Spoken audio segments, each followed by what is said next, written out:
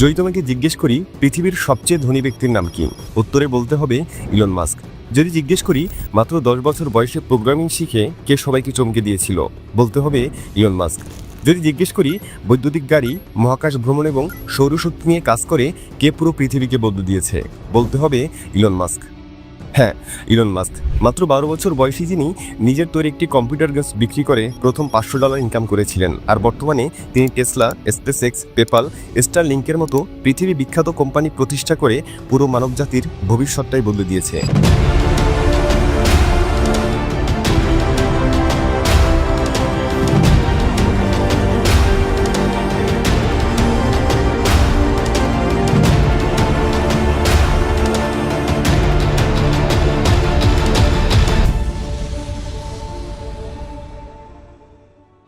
একজন মানুষের ভেতরে কতটা কনফিডেন্স, কতটা জেদ থাকলে মঙ্গল গ্রহে মানব বসতি তৈরি করার কথা চিন্তা করতে পারে। আসলে এটা ইলন মাস্কের ধারাই সম্ভব, কারণ তার দুঃসাহস আর উদ্ভাবনী সব চিন্তাধারা তাকে আজ এই পর্যন্ত নিয়ে এসেছে, ধনীদের ধনী বানিয়েছে।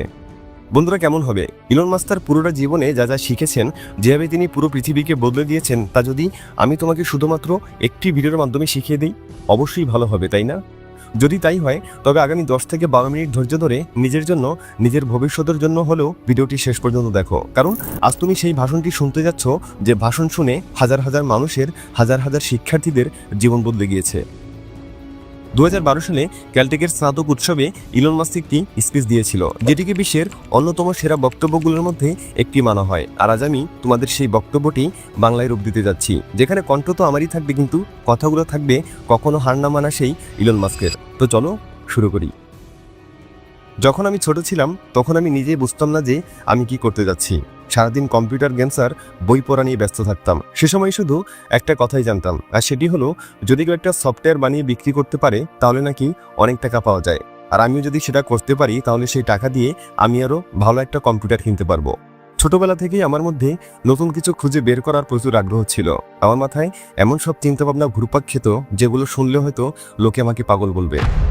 ছোটবেলায় আমি আর্থার সি ক্লার্কের একটা উক্তি শুনেছিলাম, কখনোই ম্যাজিক আর আধুনিক প্রযুক্তির মধ্যে তফাৎ বের করা যাবে না। আর এই উক্তিটি আমার মাথায় এমনভাবে গেঁথে গিয়েছিল যে এটি বাস্তবায়ন করার জন্য আমি এমন সব চিন্তাভাবনা করতাম যে লোকে আমাকে পাগল মনে করত। একটা কথা ভেবে দেখুন তো, ধরুন আপনি আজ থেকে প্রায় 300 বছর আগের যুগে পৌঁছে গেছেন। তারপর সেখানে গিয়ে যদি আপনি বলেন মানুষ আকাশে উড়বে, তাহলে লোকে আপনাকে পাগল ছাড়া কিছু বলবে? পৃথিবীর যে কোনো প্রান্তের মানুষের সাথে যোগাযোগ করা কিংবা ভিডিও কলে কথা বলা, এই সমস্ত কিছু সেই 300 বছর আগের যুগে কেউ কল্পনা করতে পারেনি। সেই সময় এই সমস্ত কিছু যেমন লোকজনের কাছে ম্যাজিক ছিল, তাই আজ আমি যদি ঠিক এমন কিছু চিন্তা ভাবনা করি যেগুলো হয়তো এখনো কেউ ভাবেনি, তাহলে বর্তমান দুনিয়ায় এটাও একটি ম্যাজিক হবে। এবার আসতে চাই অন্য প্রসঙ্গে। যদি আপনারা আমাকে স্পেসএক্স নিয়ে প্রশ্ন করেন, তাহলে আমি জাস্ট একটা কথাই বলতে চাই, স্পেসএক্সে গুরুত্বপূর্ণ পরিবর্তন আনার চেষ্টা করেছি, পাশাপাশি এটাও চিন্তা করেছি যেন এটি সবার জন্য সহজলভ্য হয়। সালটা 2008, আমার জীবনের কঠিনতম মুহূর্তগুলোর মধ্যে অন্যতম। আমার সামনে এখন দুটো রাস্তা আছে, আর সেগুলোর মধ্যে যে কোনো একটিকে আমার বেছে নিতে হবে। আমার দুটো কোম্পানি প্রায় ধ্বংস হওয়ার পথে। আমার কাছে প্রায় $30 মিলিয়ন মতো অবশিষ্ট ছিল। টেসলা ও স্পেসএক্স তখন এতটাই দুর্দশার মধ্যে ছিল যে আমাকে যে কোনো একটির পেছনে $30 মিলিয়ন ইনভেস্ট করতে হতো। আবার যদি সেই টাকাটা ভাগাভাগি করে দেওয়া হয় তাহলে হয়তো দুটো কোম্পানি ধ্বংস হয়ে যাবে। যখন আপনি নিজের রক্ত, ঘাম বা অস্ত্র ঝরিয়ে কোনো কিছু তৈরি করেন, তখন সেটা হয় আপনার সন্তানের মতো। আর এদের মধ্যে কোনটিকে টিকিয়ে রাখতে আমি আমার পুরো অর্থ সেই কোম্পানির পিছনে ব্যয় করব, আর কোনটিকে ধ্বংস হয়ে যেতে দেব, সেটা ভেবেই আমি ডিপ্রেশনে চলে গিয়েছিলাম। কিন্তু সবশেষে সিদ্ধান্ত নিলাম যে যা হওয়ার হোক, আমি কোনোটিকে নিজের চোখের সামনে ধ্বংস হতে দেব না। তাই আমি আমার সমস্ত টাকা পয়সা দুটো কোম্পানিতেই সমানভাবে ইনভেস্ট করলাম। তারপর টানা 3বার স্পেসএক্সের রকেট লঞ্চ করতে আমরা ব্যর্থ হয়েছি, কিন্তু আমরা হাল ছেড়েনি। অনেক কষ্ট করে 4র্থবারের মতো রকেট লঞ্চ করার সকল যন্ত্রপাতি আমরা আবার জোগাড় করতে সক্ষম হই। আর সেই 4র্থবারেও যদি আমাদের রকেট লঞ্চ করার মিশনটি ব্যর্থ হতো, তাহলে আমরা পুরো পথে বসে যেতাম। কিন্তু সৌভাগ্যবশত আমরা সেবার সফল হয়েছিলাম। ব্যর্থতা লজ্জার কিছু না, বরং আপনাকে এটা ভেবে সন্তুষ্ট থাকতে হবে যে আপনার কোনো কমতি ছিল না। আপনি চেষ্টা করেছিলেন নিজের সবটুকু দিয়ে, চেষ্টা করেছিলেন নিজের সর্বোচ্চটা দিয়ে, জানপ্রাণ দিয়ে। যতবার আপনি ব্যর্থ হবেন ততবারই নতুন কিছু শিখবেন, যেমনটা হয়েছিল আমার সাথে। অবশেষে 2008 সালে 4র্থবারের চেষ্টায় আমরা সফল হয়েছিলাম। আমি কখনো হার মানি না। আমি ব্যর্থ হব সেটা আমার জানা ছিল, কিন্তু কখনো সফল হতে পারবো না এটা মোটেও মাথায় আনিনি। তো যা বলছিলাম, আমার একজন চিফ ইঞ্জিনিয়ারের খুবই দরকার ছিল, কারণ আমি একা কখনোই SpaceX দাঁড় করাতে পারবো না। কিন্তু শত চেষ্টা করার পরেও কাউকে খুঁজে পাইনি। যেহেতু আমার কোম্পানিটি বেশ কয়েকবার ব্যর্থ হয়েছে, তাই আমার খারাপ সময়ে ভালো কোনো ইঞ্জিনিয়ার আমার পাশে এসে দাঁড়ানোর মতো সাহস করেনি। যদি আমরা একজন ভালো অ্যারোস্পেস ইঞ্জিনিয়ারকে হায়ার করতাম, তাহলে হয়তো আমাদের 3বার ব্যর্থ হতে হতো না, কিন্তু সেই সময় আমাদের তেমন সামর্থ্য ছিল না। আমি যেহেতু ফিজিক্স নিয়ে পড়াশোনা করেছি, তাই অ্যারোস্পেস নিয়ে তেমন কোনো বিশেষ জ্ঞান আমার ছিল না। তাই আমি বেশি বেশি বই পড়তাম, কথা বলতাম অ্যারোস্পেস ইঞ্জিনিয়ারদের সাথে, আর সেখান থেকেই আমি অ্যারোস্পেস সম্পর্কে জ্ঞান লাভ করতাম। একটি কথা কি জানেন, শেখার জন্য আপনার কোনো ডিগ্রির দরকার নেই, শুধু দরকার আগ্রহ আর ইচ্ছা শক্তির। আপনি চাইলে খুব সহজে ইন্টারনেটের মাধ্যমে পৃথিবীর যাবতীয় সমস্ত কিছু সম্পর্কে জ্ঞান অর্জন করতে পারেন। আর আমি আমার কোম্পানি টেসলাতে এটা প্রমাণ করে দেখাবো যে শেখার জন্য কোনো উচ্চতর ডিগ্রির দরকার হয় না। আপনার উচ্চতর কোনো ডিগ্রি নাই থাকতে পারে, কিন্তু আপনার ব্যতিক্রমী সব ট্যালেন্ট আর দক্ষতা আপনাকে আমার টেসলাতে কাজের সুযোগ করে দেবে। আপনারা হয়তো জানেন, বিল গেটস, স্টিভ জবসও, ল্যারি এলিসনের মতো স্মার্ট মানুষজন কলেজ ড্রপ আউট করেছে। অনেকেরই মনে হয় যে জীবনে ভালো কিছু করতে গেলে কলেজ ডিগ্রি অবশ্যই জরুরি, কিন্তু শেক্সপিয়ারের তো কোনো কলেজ ডিগ্রি নেই, স্টিভ জবসও বিল গেটসেরও কোনো কলেজ ডিগ্রি নেই, তাহলে তারা কিভাবে এতটা সফল? জীবনে উন্নতি করতে গেলে কোনো ডিগ্রি কিংবা সার্টিফিকেট নয়, আপনার দরকার হবে ঘামজরা পরিশ্রম। আমার টেসলাকে বন্ধ হওয়া থেকে বাঁচাতে আমি সপ্তাহে 7 দিন, দিনে 22 ঘন্টা কাজ করেছিলাম। সেই দিনগুলোতে আমাকে আমার ফ্যাক্টরিতে ঘুমাতে হয়েছিল। তবে আমি কখনোই চাইবো না যে এমন কঠোর পরিশ্রমের মধ্যে কেউ থাকুক, কিন্তু আমার পরিস্থিতি আমাকে এগুলো করতে বাধ্য করেছে। কারণ তখন সেরকম পরিশ্রম না করলে আমার টেসলা হয়তো আজ এই জায়গাটাতে থাকতো না, অনেক আগেই সবকিছু শেষ হয়ে যেত।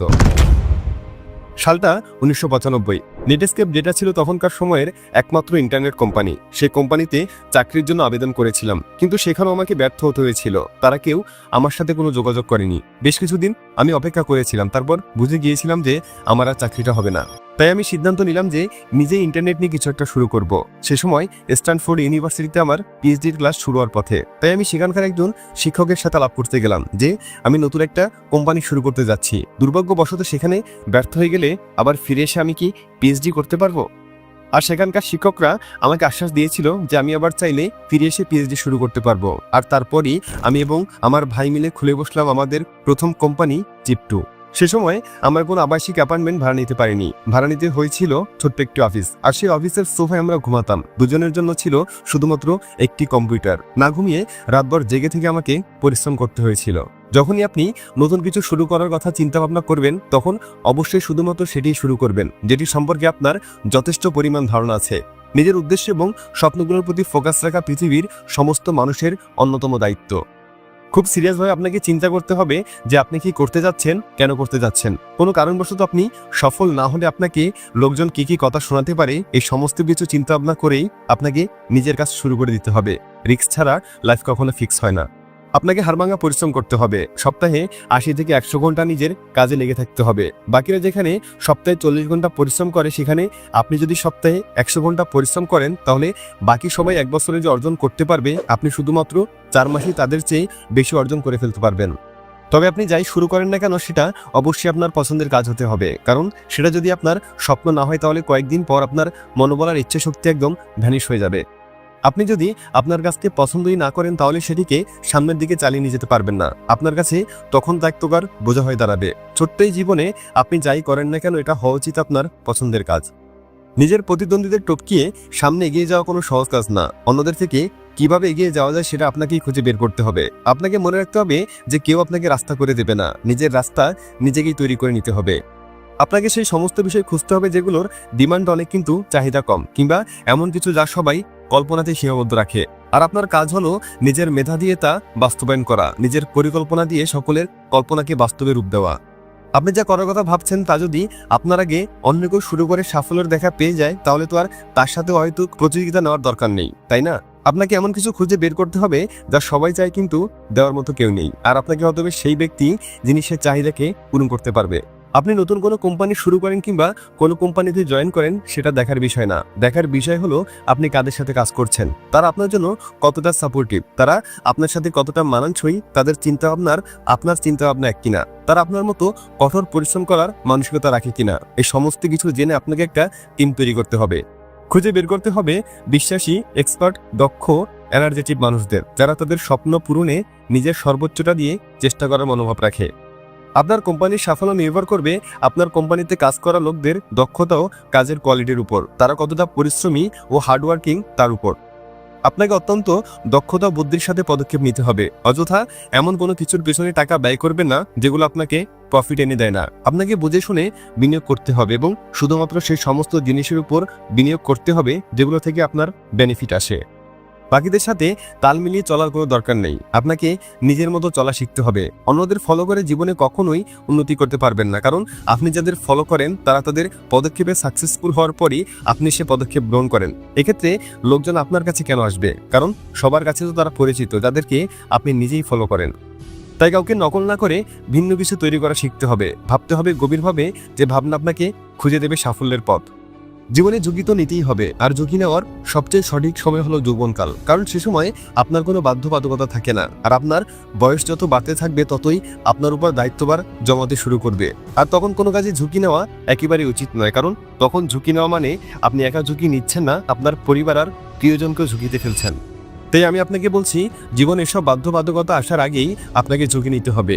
এটাই সময় কনফিডেন্ট রাখতে হবে নিজের উপর, চেষ্টা করতে হবে নিজের সবটা দিয়ে, যেন পরবর্তীতে নিজেকে নিয়ে আফসোস করতে না হয়। আর সোশ্যাল মিডিয়ায় নজরদারি বন্ধ রাখুন, কারণ এগুলো সবই চোখের ধুলো। মানুষ বাস্তবে যেমন আছে তার চেয়ে কয়েক গুণ বাড়িয়ে নিজেকে সোশ্যাল মিডিয়ায় সকলের সামনে উপস্থাপন করে। পরিস্থিতি যেমনই হোক না কেন, ছবি তোলার সময় সবাই চায় তাকে যেন সবার চেয়ে বেশি সুন্দর লাগে, আর এটাই বাস্তব। বাস্তবে মানুষ যতটা সুখী তার চেয়ে বেশি সুখী বানিয়ে নিজেকে সকলের সামনে উপস্থাপন করাটাই এখনকার যুগে ট্রেন্ড হয়ে গেছে। আর সবারই মিথ্যা উপস্থাপন দেখে আপনি নিজের প্রতি কনফিডেন্স হারিয়ে ফেলেন। আপনার মনে হতে থাকে আপনি সুন্দর না, আপনি সুখী না, যার ফলে আপনি ডিপ্রেশনে চলে যেতে পারেন। কিন্তু আসলে সত্যটা হচ্ছে, যাদেরকে দেখে আপনার মনে হচ্ছে যে আপনি তাদের চেয়ে অনেক কম সুখী, বাস্তবতা হলো ওই লোকগুলি আপনার চেয়েও বেশি অসুখী। তাই কে কি করলো সেটা না দেখে আয়নার সামনে দাঁড়িয়ে নিজেকে দেখুন, নিজেকে প্রশ্ন করুন যে এখন আপনার কি করা দরকার। উত্তরটা পেলে কমেন্টে অবশ্যই জানিয়ে দেবে। পরবর্তী ভিডিও দেখার আমন্ত্রণ জানিয়ে আজ বিদায় নিচ্ছি। ভালো থাকবে, সাবস্ক্রাইব করে নগর বায়োস্কোপের সাথেই থাকবে। Thanks for watching.